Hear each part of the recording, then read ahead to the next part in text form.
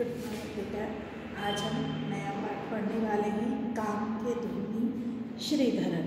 काम के धुनी श्रीधरन यानी जो हमेशा काम में लगे रहते हैं, जो हमेशा कुछ नया करने के बारे में सोचते हैं। कुछ लोगों के लिए जीवन का अर्थ ही काम में लगे रहना होता है। वो हमेशा ये चाहते हैं कि जब तक जीवन है तब तक वो कुछ ना कुछ काम करते रहें। ऐसे ही शख्स हैं कौन? श्रीधरन।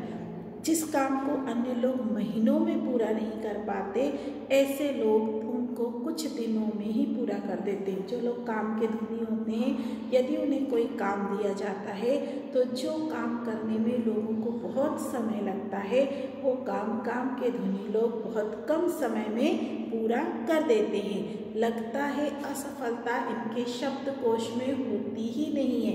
ऐसे लोग जो होते हैं वो कभी भी असफलता यानी किसी भी काम में नाकामयाब नहीं होते हैं। वो हमेशा हर काम में कामयाब होते हैं, उनका हर काम सफल होता है। ये न केवल दिया गया दायित्व पूरा करते हैं, बल्कि इनका काम अपने आप में औरों के लिए एक मिसाल भी बन जाता है। इन्हें जो काम दिया जाता है उसको तो ये बहुत अच्छे से करते ही हैं, लेकिन उसे करने का इनका जो तरीका होता है उससे बहुत सारे लोग प्रेरणा लेते हैं। बहुत सारे लोगों के लिए वो एक मिसाल बन जाता है। यह पाठ हमें एक ऐसे ही कर्मयोगी के से परिचित करवाता है। कर्मयोगी यानी काम करने के धुनी, जो काम करने के लिए हमेशा तत्पर रहते हैं। इस कर्मयोगी का नाम इलातु वलापिल श्रीधरन है। इलातु विलापिल उनका पूरा नाम है। उनका श्रीधरन का, जिनको ज़्यादातर लोग मेट्रोमैन के नाम से भी जानते हैं, इनको मेट्रोमैन नाम भी दिया गया है। कम समय में अनुमानित लागत से कम खर्च में बिना किसी अन्य के काम या आवाजाही में अड़चन डाले कठिन से कठिन परियोजना को पूरा कर लेने में श्रीधरन ने जो महारत हासिल की है वह अद्वितीय है। श्रीधरन कैसे हैं? जो काम उन्हें दिया जाता है उस काम को पूरी तरह से सही तरह से वो पूरा करते हैं। कम खर्च में, जितना खर्च उसमें आना चाहिए उससे कम खर्च में ही वो उस काम को पूरा कर देते हैं। कितना भी कठिन काम उन्हें दिया जाए उसे वो समय पर पूरा कर देते हैं। उसकी बराबरी और कोई दूसरा नहीं कर सकता। उम्र के 9वें दशक में भी अपने इसी अनोखे तरीके के कोच्चि रेल परियोजना पर काम करने में वो जुटे हुए हैं। अभी वो 90 के दशक के मतलब 9वें उसमें चल रहे हैं और वो अभी भी एक कोच्चि परियोजना है, रेल परियोजना कोच्चि की, उसको काम करने में वो लगे हुए हैं। अभी भी वो उसी उत्साह से और उसी लगन से अपने काम को करते हैं। दिसंबर 1964 में आए भयंकर समुद्री तूफान में वह पुल उड़ गया जो रामेश्वरम को तमिलनाडु से जोड़ता था। सन 1964 में एक ऐसा तूफान आया था समुद्र में जिससे एक पुल उड़ गया जो तमिलनाडु और रामेश्वरम को जोड़ता था। इस पुल के न रहने से तीर्थयात्रियों को रामेश्वरम जाने में बहुत कठिनाई होने लगी। बहुत कठिनाई का सामना करना पड़ेगा। केंद्र सरकार ने रेलवे को सलाह दी अगले 6 माह में पुल फिर से काम करने के योग्य बना दिया जाए। सरकार की तरफ से रेलवे को ये कहा गया कि 6 महीने के अंदर वो वाले पुल को दोबारा बनाना है जिससे लोग रामेश्वरम तक आराम से जा सके। रेलवे ने अपने युवा इंजीनियर श्रीधरन को यह काम सौंपते हुए निर्देश दिया कि पुल को 3 महीने में तैयार करवाना है। रेलवे के जो एक सदस्य थे, श्रीधरन इंजीनियर थे, उनको ये काम दिया गया और उनसे कहा गया रेलवे की तरफ से कि आपको 3 महीने में ये पुल तैयार करना है। काम के धुनी श्रीधरन ने पुल का निर्माण 46 दिनों में पूरा कर दिया, यानी 1.5 महीने में पूरा करके सबको आश्चर्यचकित कर दिया। जो काम 6 महीने के लिए केंद्र सरकार ने दिया था, रेलवे ने उन्हें 3 महीने में करने को दिया था, लेकिन उन्होंने उस काम को 1.5 महीने में 46 दिन में ही पूरा कर दिया, जिससे सभी लोग आश्चर्यचकित रह गए। इस अविश्वसनीय कारनामे के लिए रेलवे ने अपने इस युवा इंजीनियर को विशेष पुरस्कार से सम्मानित भी किया। जब इतना बड़ा काम उन्होंने इतने कम समय में सही तरीके से कर दिया तो रेलवे की तरफ से उन्हें पुरस्कार दिया गया। श्रीधरन की बेजोड़ कार्यशैली का यह इकलौता उदाहरण नहीं है, ये अकेला उदाहरण नहीं है जो उन्होंने इतने अच्छे से किया था। उन्होंने बहुत सारे ऐसे काम किए हैं। असंभव लगने वाले काम को समय से पहले और अनुमानित लागत से कम में पूरा करने का यह सिलसिला आज भी जारी है। ऐसा नहीं कि वो एक पुल उन्होंने बना दिया था और काम खत्म, आज तक भी वो उसी तरीके से अपने काम करते हैं। आज भी अगर उन्हें कोई काम दिया जाता है तो जितनी उसकी लागत है उससे कम पैसों में, उससे कम लागत में और कम समय में वो उस काम को पूरा कर देते हैं। श्रीधरन को कोचीन शिपयार्ड का प्रबंध निर्देशक और चेयरमैन बनाया गया। इनके कार्यकाल में इस कंपनी का पहला जलयान पद्मिनी बना भी और उसे समुद्र में उतार भी दिया गया। इन्होंने अपने निर्देशन में अपनी कंपनी की तरफ से एक पद्मिनी नाम का जलयान बनाया और उसे समुद्र में उतार भी दिया। भारत की पहली मेट्रो रेल परियोजना के निर्माण के दौरान श्रीधरन को अहम जिम्मेदारी सौंपी गई थी। जब पहली मेट्रो ट्रेन बनी थी तब उनको एक बहुत बड़ी जिम्मेदारी सौंपी गई थी। अपनी तरह के सार्वजनिक परिवहन सेवा की योजना बनाने, उसे डिजाइन करने और योजना को कार्य रूप देने में श्रीधरन ने महत्वपूर्ण भूमिका निभाई थी। मेट्रो की जो डिज़ाइन है, उसका जो काम करने का तरीका है, उसके ऊपर श्रीधरन ने बहुत काम किया था। पहली मेट्रो सेवा के लिए कोलकाता को चुना गया था।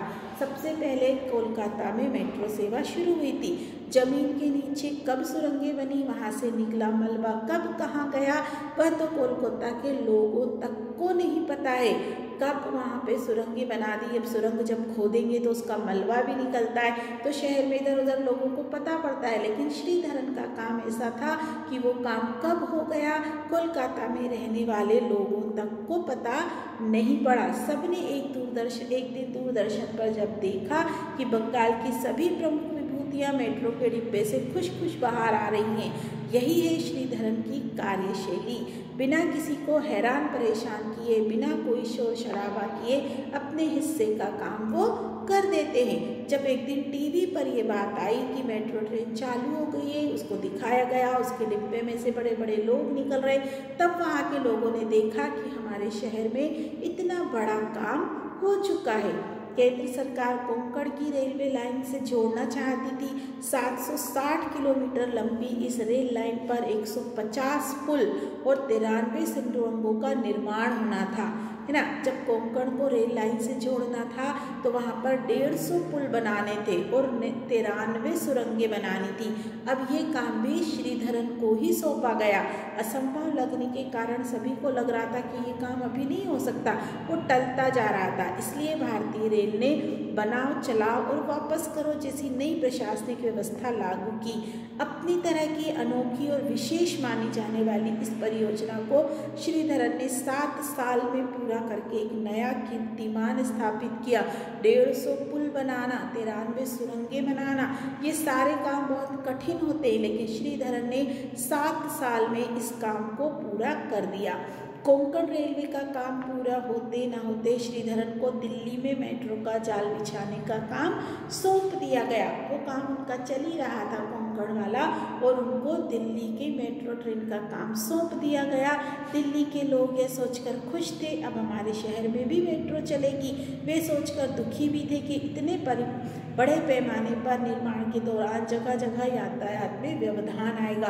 बहुत सारे बहुत खुश हो रहे थे कि दिल्ली में भी मेट्रो ट्रेन चल जाएगी, लेकिन वहाँ रहने वाले लोगों को ये डर भी था कि जब तक रेलवे लाइन बिछेगी तब तक सड़कों पर जगह जगह जाम लग जाएंगे, वहाँ कूड़े करकट का ढेर लगेगा। तो इस चीज़ को सोचकर लोग परेशान भी थे। वो मिट्टी उड़कर आँखों में आएगी, वो प्रदूषण फैलेगा। किसी सड़क का निर्माण या मरम्मत का काम होता है तो कई दिनों तक केवल बोर्ड ही लगा नजर आता है, फिर खुदाई होती है, फिर आधा अधूरा निर्माण होता है, उसके बाद बहुत दिनों तक वहाँ मलबा पड़ा रहता है। जब तक मलबा हटता है वह निर्माण और मरम्मत जर्जर हो चुका होता है। श्रीधरन ने सबसे पहले तो कार्यशैली से इसी पहलू पर चौंकाया। जब श्रीधरन को ये काम दिया गया तो सबसे पहले उन्होंने इसी चीज़ से लोगों को चौंका दिया कि उन्होंने ये सारी चीज़ें नहीं होने दी। मेट्रो ट्रैक के निर्माण के लिए कहीं जमीन में सैकड़ों फुट नीचे तो कहीं जमीन के दर्जनों फुट ऊपर निर्माण कार्य चलता रहा, पर मजाल है कि यातायात में या लोगों को जरा सी भी परेशानी आई हो। यही उनका काम करने का तरीका था। कहीं भी यातायात की आवाजाही में कोई खलल नहीं पड़ा। जमीन के नीचे सुरंगें बनाने के लिए मीलों खुदाई हुई, मिट्टी के टीले भी निकले, पर वे रातों रात कहाँ गायब हो गए, कहाँ चले गए, लोगों को पता भी नहीं चला। सुबह ऐसी किसी भी सड़क पर एक मिट्टी की गट्टी भी पड़ी दिखाई नहीं दी जिसके नीचे रात को ट्रक मिट्टी खोदी गई होगी। यही हाल जमीन के ऊपर का भी हुआ। नीचे इतनी बड़ी बड़ी सुरंगें बनी, रेलवे ट्रैक बिछाया गया, उससे जो मलबा निकला, लेकिन सुबह लोगों को कहीं कुछ भी नहीं दिखा कि रात को यहाँ पर इतनी सारी खुदाई हुई थी, इतना मलबा लिखा था। ना ऊपर लोगों को कभी किसी चीज़ से परेशानी हुई, ना नीचे की खुदाई से। पुल के निर्माण के लिए बड़े बड़े खंभे, पटरी बिछाने वाले अधबने पुल, मजदूर आदि भी आते रहे और वाहन भी अपने रास्ते पर पहले की तरह आते जाते रहे। जब पुल बनाने के लिए बड़े बड़े खंभे बनाए गए तो वो काम भी शुरू हुआ, लेकिन उन कामों के होने पर भी किसी को भी अपने आने जाने में, यातायात में किसी भी तरह की कोई परेशानी नहीं हुई। किसी को भी बिना परेशानी दिए अपने काम को अंजाम देना, काम को समय पूरा करना, अनुमानित लागत से कम समय में पूरा करना, कम में पूरा करना, अपने सहकर्मियों में भी काम के प्रति लगन और निष्ठा पैदा करना, श्रीधरन की कुछ ऐसी ही विशेषताएं हैं जो उन्हें विशिष्ट और अनुकरणीय बनाती हैं। ऐसे ही उनके काम हैं जिसके कारण लोग उनके जैसा बनना चाहते हैं। इनके इन्हीं आदर्शों का परिणाम है कि सरकारी क्षेत्र में होने के बावजूद वे योजनाएं समय से पहले हो जाती हैं, क्योंकि ऐसा कहा जाता है सरकारी काम है, इसमें तो बहुत टाइम लगेगा, ऐसा होगा। लेकिन श्रीधरन है, इसलिए सरकारी काम होते हुए भी जो परियोजनाएं उन्हें सौंपी जाती हैं वो समय पर पूरी हो जाती हैं और उच्च कोटि की भी होती हैं। दिल्ली मेट्रो की सफलता के बाद अन्य महानगरों में भी मेट्रो का काम श्रीधरन को ही सौंपा गया। 12 जून 1932 को देश के सबसे हरे भरे और साक्षर प्रदेश केरल के पलक्कड़ जिले के गांव करकुकापत्तर में जन्मे श्रीधरन 21वीं सदी के दूसरे दशक में भी हाथ पर हाथ धरकर नहीं बैठे हैं। अपनी पत्नी को माताश्री का स्वास्थ्य देखने के लिए उन्होंने निर्णय लिया कि वे अब उनकी सेवा में उनका अपना समय बिताएंगे। अपनी पत्नी की माताश्री के स्वास्थ्य को देखते हुए उन्हें निर्णय लिया कि अब उनकी सेवा में ही वे अपना समय बिताएंगे। श्रीधरन का गृह राज्य उनकी अद्वितीय सेवाओं से लाभ उठाने का अवसर नहीं गंवाना चाहता।